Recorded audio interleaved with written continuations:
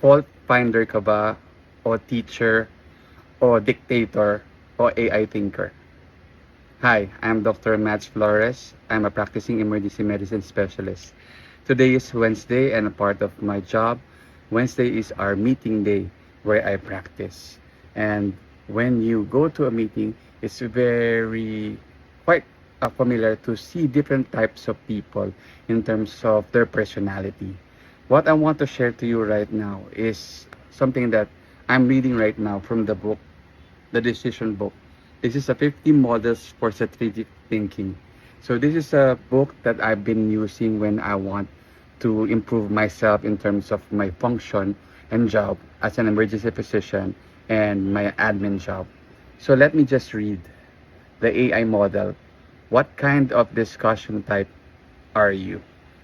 The abbreviation AI stands for Appreciative Inquiry, a method attributed to the American management expert David Cooper Ryder.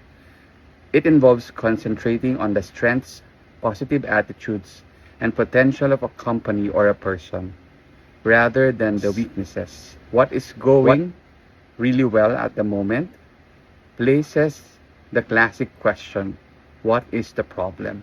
Concentrating on weakness creates a negative impression from the outset.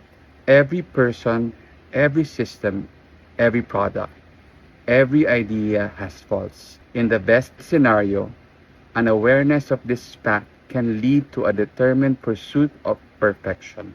But in many cases, focusing too strongly on the flaws of an idea or project stifles the open and positive approach that is essential for good working practices. The basic principle is to take an idea that is not yet fully developed and to continue developing it instead of prematurely abandoning it.